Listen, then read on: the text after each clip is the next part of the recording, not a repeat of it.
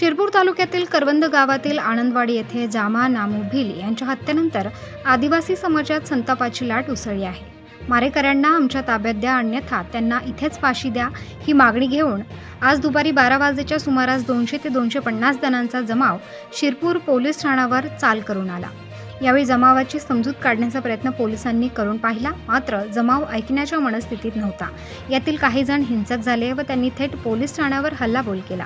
या घटनेत 4 पोलीस कर्मचारी जायबंदी झाले आहेत। याबाबत अधिक माहिती अशी की करवंद गावातील आनंदवाडी गावात काल रात्री 9:30 ते 10:30 वाजेच्या सुमारास जामा नामू भिल यांची हत्या झाली। या घटनेनंतर पोलिसांनी वेळीच एका संशयिताला ताब्यात घेतले। त्यानंतर अन्य दोघांनाही जेरबंद करण्यात आले। मात्र जामा भिल याच्या मारेकऱ्यांना आमच्या ताब्यात सोपवा, मारेकऱ्यांना जागेवरच फाशी द्या या मागणीसाठी मोठ्या संख्येने जमाव एकत्र जमला। या जमावाने आज दुपारी 12 वाजेच्या सुमारास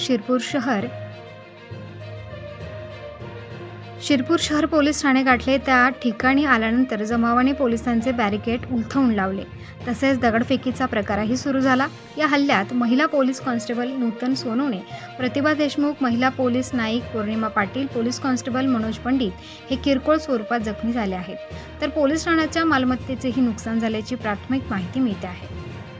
यावेळी पोलिसांनी लाठीचार्ज करून जमाव पांगवला। दरम्यान घटनेनंतर एएसपी किशोर काळे, डीवायएसपी के पाटील, साजन सोनवणे यांच्यासह एपीआय जयेश खलाणे, दोंडाईचा पोलीस ठाण्याचे एपीआय निलेश मोरे हे अधिकारी घटनास्थळी दाखल झाले होते। सध्या शिरपुरात तणावपूर्ण शांतता आहे। प्रतिनिधी अजय भरसट, प्रबंधभूमी, महाराष्ट्र न्यूज, शिरपूर। उपचार सुद्धा जीव गेला नाही। आपण रात्री ज्याला उर्वरित माणूस होण्यासाठी पण पाठवलेलं आहे, बरोबर? 2 आरोपी आहेत, त्यांना पण शोधण्याची टीम असं नाही की आपण काम लगेच पोलिसांनी ताब्यात घेतला आरोपीला। दोन्ही मुख्य आरोपी तो पकडला, आपण मुळात म्हणजे म्हणाल त्याप्रमाणे तुमचं सर्व संताप करून चालत नाही। आता मला त्या आरोपी आमच्या समोरच पाहिजे। आता 2 गावाचे भांडण हे तुम्हाला बी जेलमध्ये जायचं। 2 गावाचे भांडण